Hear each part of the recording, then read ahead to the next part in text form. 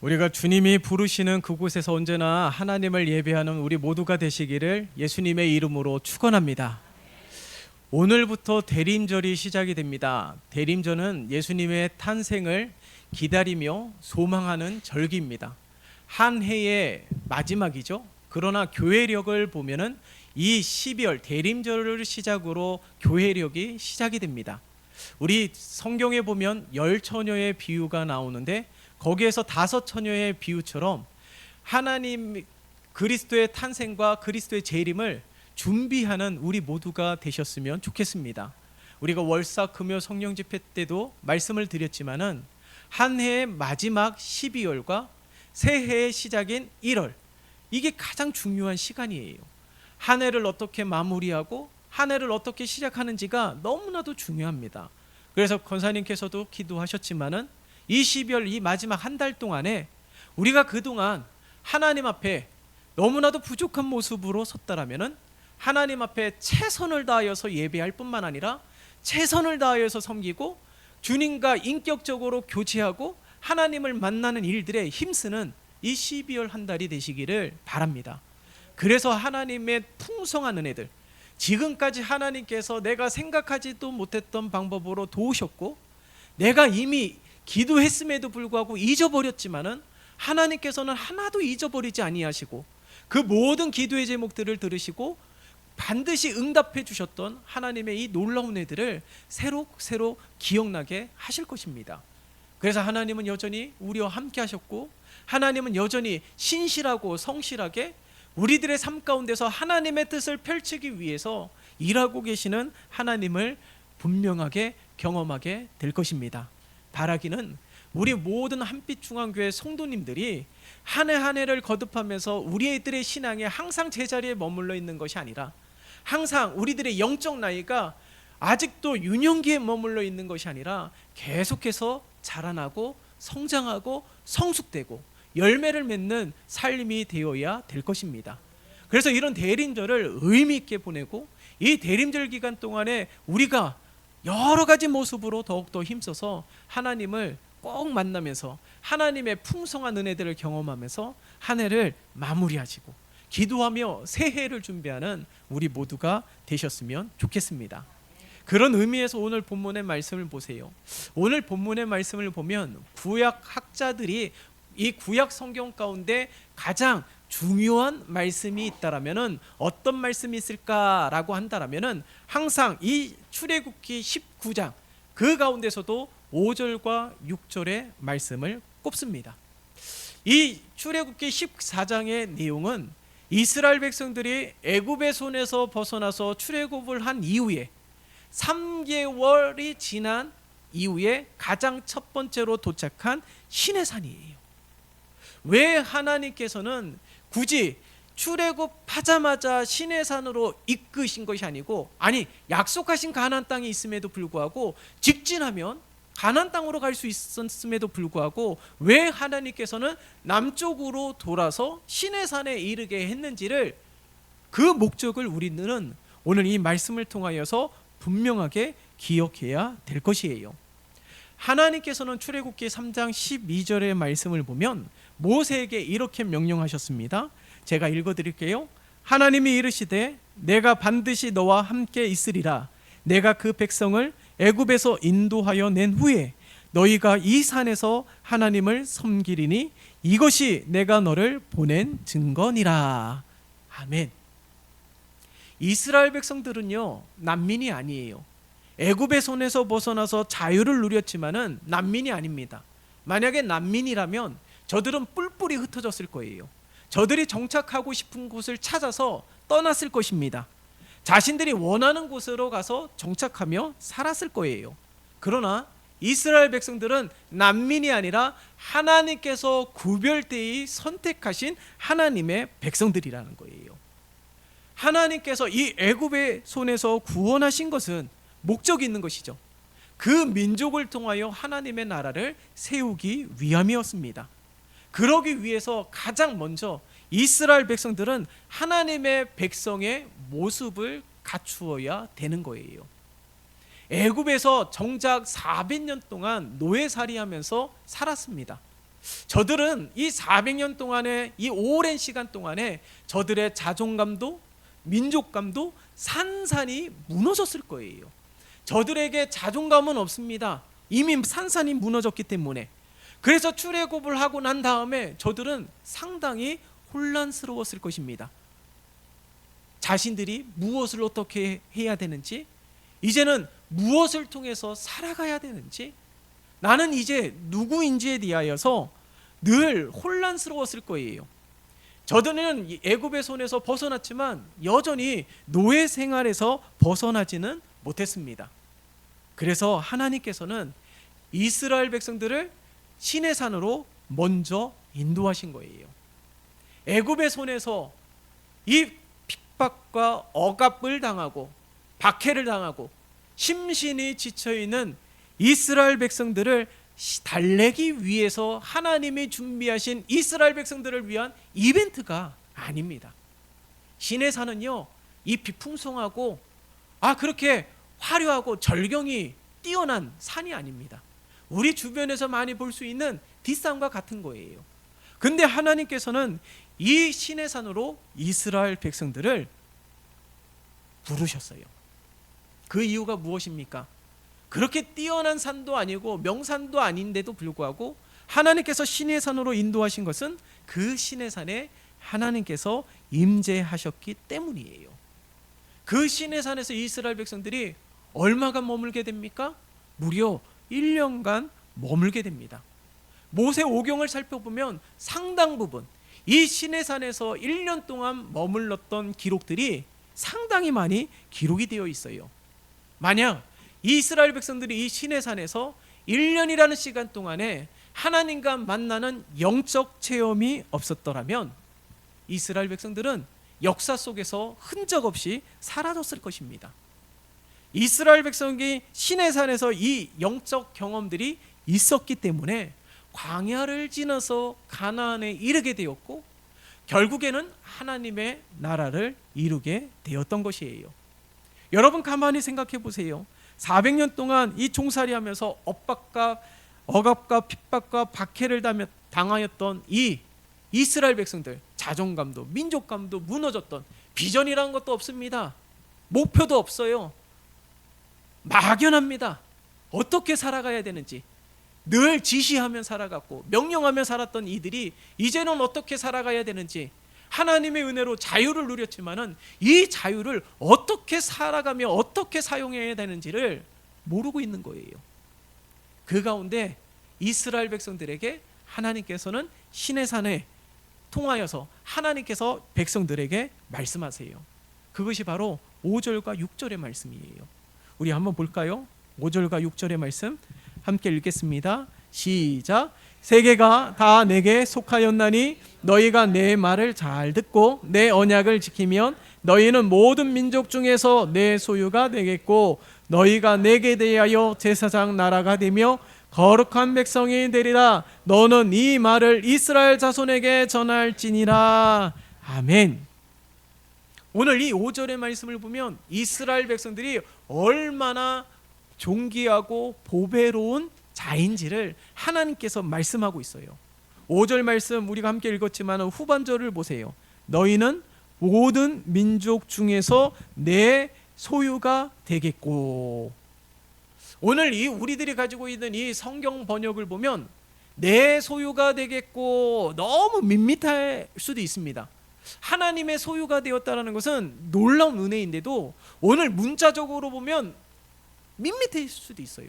근데 다른 성경 번역본을 보면 이렇게 기록이 되어 있습니다. 특히 영어 성경을 보면 내가 가장 아끼는, 내가 정말 귀하게 여기는 보물이라고 번역이 되어 있어요.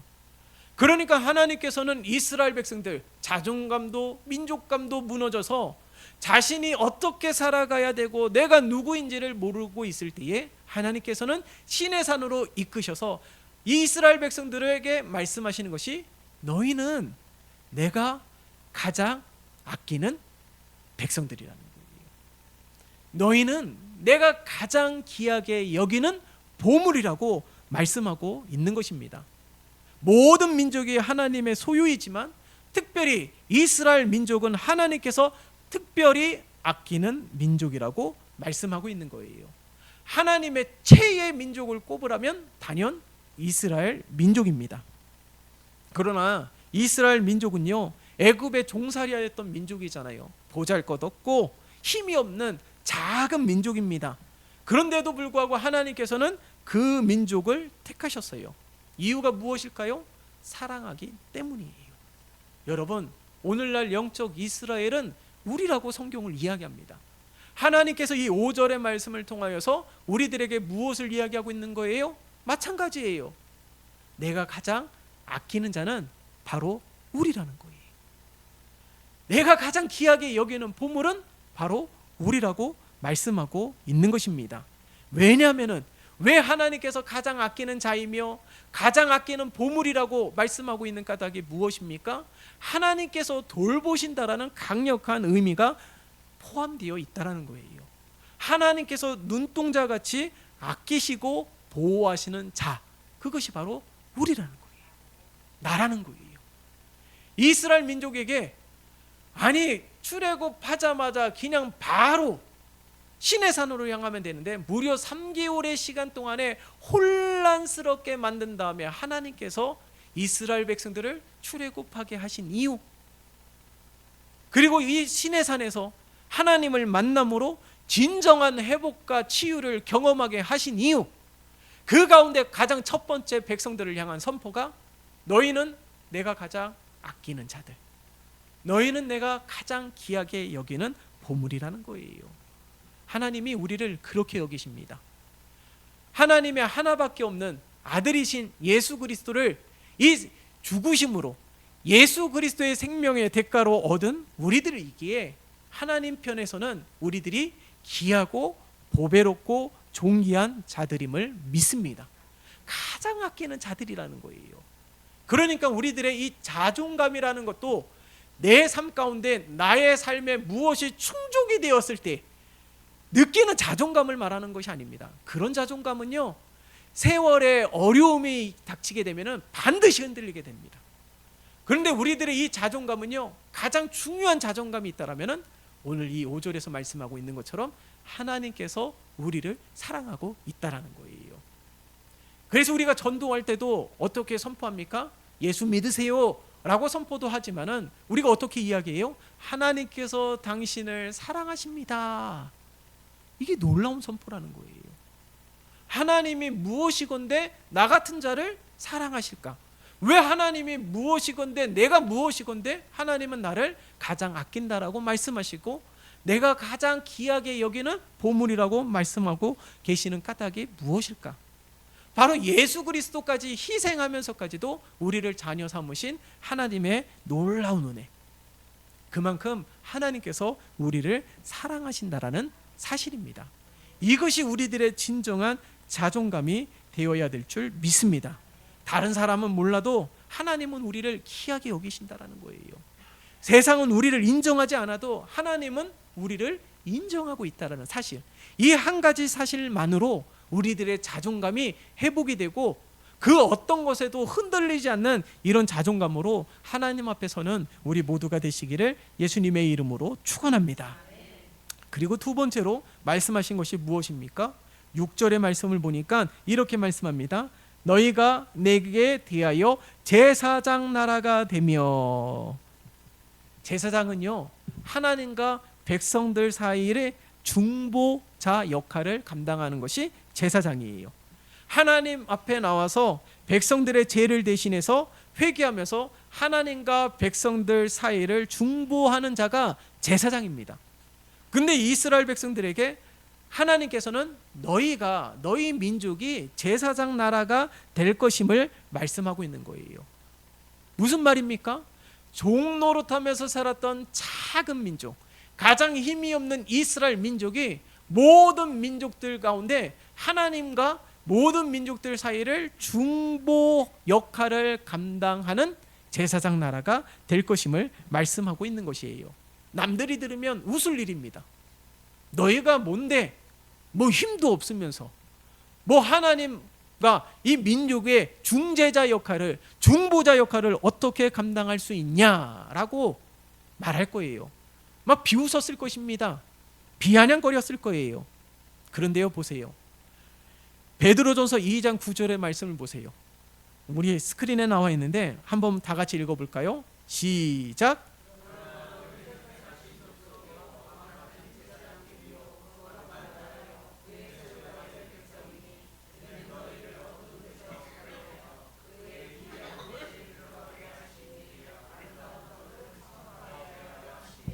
아멘.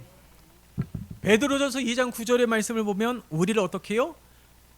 택하신 족속이요, 왕 같은 제사장들이요, 거룩한 나라라고 말씀하고 있습니다.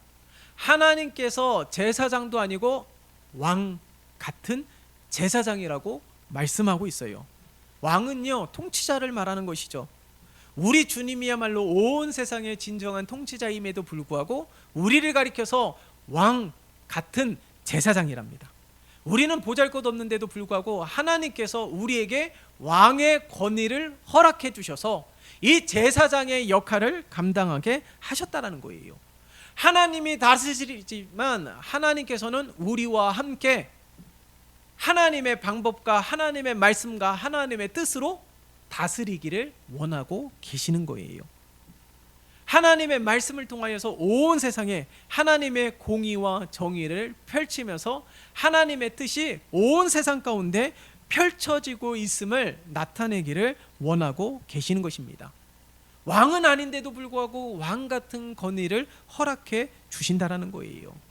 그렇기 때문에 이 제사장의 가장 중요한 임무는 세상을 위해 중보하는 거예요. 여러분, 우리가 오늘 예배드린 이 시간에도 하나님의 임재하심이 가득한 예배인 줄 믿습니다. 하나님의 임재가 가득하다는 것은 우리가 기도했듯이 악한 영이 틈타지 못한다는 거예요. 하나님이 함께 하시고 주의 영광의 빛을 이곳으로 가득 충만하게 채워서 틈이 없게 만드신다는 겁니다. 제사장의 역할이라는 것은 우리가 어떤 가정을 위해서, 어떤 문제를 위해서, 또한 나라와 민족을 위해서, 열방을 위해서 기도하게 될 때에 바로 그 순간 그곳에 하나님의 임재하심이 나타난다는 거예요. 하나님의 임재하심이 나타난다는 것은 하나님께서 그곳을 다스린다는 것이죠. 하나님이 다스리기 때문에 그 어떤 것도 틈타지 못하고 위협하지 못한다는 것을 말씀하고 있는 것이에요. 그러니까 우리에게 왕 같은 권위를 허락하여 주신 제사장의 임무를 감당하고 있기 때문에 우리가 중보기도하게 될 때에 우리들의 삶 가운데서도 하나님의 임재하심이 있지만은 우리가 기도하는 대상자에게도 하나님의 강력한 임재하심이 넘쳐나게 되는 것입니다. 그래서 문제가 해결이 되는 거예요. 치유함의 은혜가 있는 거예요. 막혀진 것들이 뚫리는 겁니다. 묶여진 것들이 풀리는 하나님의 역사가 나타나게 되는 것이에요. 우리가 왕 같은 제사장의 놀라운 은혜를 입었기 때문에 우리의 기도가 그렇게 힘이 있게 되는 것이에요. 그러므로 저와 여러분들이 우리가 날마다 이 왕 같은 제사장의 귀한 권위를 입었기 때문에 하나님의 강력한 임재하심의 은혜를 누리면서 선포하면서 살아가는 우리 모두가 되시기를 예수님의 이름으로 축원합니다. 보세요. 또한 6절에 보면 하나님께서 이스라엘 백성들을 향하여 어떻게 말씀하십니까? 거룩한 백성이 되리라 라고 말씀하고 있어요. 거룩한 백성이라는 것은요, 특별한 사명을 위하여 구별된 백성이라는 거예요. 특별한 사명이라는 것은 하나님께서 이 민족을 사용하셔서 주의 말씀을 선포하고 주님 손에 붙들린 도구가 되게 하시겠다라는 겁니다. 하나님은 전능하신 분이신데 어떤 누구의 도움도 필요하지 않아요. 하나님은 말씀하시기만 하면 되는 거예요. 빛이 있으라 하면 빛이 있는 것이고, 하나님은 말씀만 하시면 됩니다. 풍랑을 향하여 잠잠하라 할 때 잠잠하고, 해가 멈추게도 할 수 있는 분이심에도 불구하고 하나님은 이스라엘 민족이 거룩한 백성이 되게 하셔서 하나님께서 이스라엘 민족을 통하여 하나님의 은혜가 흘러가게 하는 통로가 되게 하셨다라는 거예요. 마찬가지입니다. 하나님은요, 우리를 통하여 하나님의 일을 펼치기를 원하고 계세요. 우리의 작은 미약한 힘이라 할지라도 하나님은 우리를 통하여 하나님의 역사가 펼쳐지기를 원하십니다. 그냥 불쏘시개라도 하나님 앞에 붙들리면 위대하게 쓰일 수 있는 지팡이가 되는 거예요. 아무 쓸모없는 막대기임에도 불구하고 하나님 손에 붙들리게 되면은 놀라운 능력을 발휘하는 지팡이가 되게 되는 것입니다. 그러므로 이스라엘 백성들은 더 이상 쓸모없는 존재가 아니라는 거예요. 하나님이 가장 사랑하는 자, 하나님이 가장 귀하게 여기는 자, 하나님이 꼭 필요로 하는 자가 이스라엘 백성임을 오늘 이 시내산에서 말씀하고 있는 것입니다. 그러니까 이 시내산을 통하여서 하나님께서 말씀하신 이 놀라운 언약의 말씀이 얼마나 귀한 줄 몰라요. 가장 첫 번째로 시내산에서 이 백성들과 맺은 언약을 통하여서 이스라엘 백성들은 내가 하나님의 거룩한 민족이며 거룩한 백성이며 하나님 앞에 쓰임받는 자임을 기억하는 거예요. 더 이상 노예가 아니라는 겁니다. 하나님이 가장 필요로 하는 하나님 나라의 주인공이 됨을 말씀하고 있는 것입니다. 여러분, 그러므로 이 시내산은 우리를 향한 하나님의 놀라운 계획을 말씀해 주시는 것이에요. 오늘 이 세상의 시선으로 보면 예수님의 제자들처럼 아웃사이더입니다. 이스라엘 민족들은 세상에 조금의 영향도 미치지 않는 자들이에요. 그들이 아무리 소리를 외친다 할지라도 세상의 모든 이방 민족들은 귀 기울여 듣지 않을 것입니다. 그러나 하나님의 역사를 가만히 보세요. 성경을 통하여 하나님의 역사를 가만 보면 그 중심에는 항상 이스라엘 민족이 있었습니다. 이스라엘 민족을 대적하는 이방 민족들은 하나님의 심판을 당하였어요. 이스라엘 민족들이 고통 가운데 있을 때 부르짖으며 기도할 때는 하나님께서 그 기도를 들으시고 역사하셨습니다. 여러분, 이 시내산의 언약은 바로 이스라엘 백성들을 향한 하나님의 선포이며 이스라엘 백성들을 통하여 이루실 계획을 선포하고 있는 것이에요. 그러니 하나님께서 애굽의 손에서 불러내어서 이스라엘 민족이 이 시내산에서 십계명을 통하여서 하나님의 말씀을 선포하고 있는 거예요. 그러므로 우리들은요, 오늘 이 이스라엘 백성들에게 말씀하여 주신 것처럼 바로 우리에게 말씀하고 있다는 사실, 이 시내산에서 맺어진 언약을 통하여서 하나님은 나를 사랑하고 계시고 하나님은 나를 귀하게 여기시고 하나님은 나를 가장 잘 아시고 하나님은 나를 통하여 하나님의 뜻을 펼쳐가기를 원하심을 우리들에게 말씀하고 있는 것입니다. 이스라엘 백성들이 하나님의 나라가 되고 하나님의 거룩한 백성이 되기 위해서는요, 하나님의 법이 분명하게 세워져야 되는 거예요. 여러분, 법이라는 것은 더 이상 족쇄가 아닙니다. 이 법이라는 것은 우리가 이 세상 가운데서 최대한 자유를 누리게 하는 거예요. 여러분, 만약에 이 빨간불에 서고 녹색불일 때 갈 수 있게 하는 법이 없다라면 도로는 어떻게 될까요? 아비규환이 될 것입니다. 예? 강도, 살인, 막 그런 것들을 가운데 이 법으로 제재하지 않는다라면 어떻게 우리가 마음 편하게 여행을 가며 마음 편하게 거리를 거닐 수 있겠습니까? 법이라는 것은 우리들의 자유를 지키고 재산을 지키는데 쓰이는 도구예요. 하나님께서 이스라엘 백성들에게 하나님의 법을 말씀하신 것은 하나님의 백성의 모습을 갖추기 위해서예요. 하나님의 법이 하나님의 나라의 가장 기초적인 것을 말하고 있는 겁니다. 하나님의 나라에서 하나님의 은혜를 누릴 수 있는 가장 기초적인 법, 하나님의 복을 빼앗기지 아니하고 그 복을 누릴 수 있는 가장 기초적인 법을 말씀해 주셨어요. 그게 바로 십계명이에요. 우리 주님은 이 십계명을 두 가지 계명으로 압축하셨습니다. 그게 무엇이냐면 하나님 사랑과 이웃 사랑이에요. 그러니까 하나님 법이 굉장히 많은 것처럼 여겨지지만 가장 중요한 것은 이 두 기둥이라는 거예요. 하나님 사랑하는 것과 이웃을 사랑하는 것. 다시 말해서 우리가 이 세상 가운데서 하나님의 놀라운 풍성한 은혜들을 누리기 위해서는 하나님을 사랑하는 것과 이웃을 사랑하는 것, 하나님과의 관계가 회복이 되고 이웃들과의 관계가 회복이 되면 하나님의 놀라운 은혜가 펼쳐지게 되는 것입니다. 그런 삶을 하나님께서 우리들에게 기대하는 것이고 진정한 하나님의 백성들의 삶은 바로 그러한 삶인 것을 우리들에게 말씀하고 있는 거예요.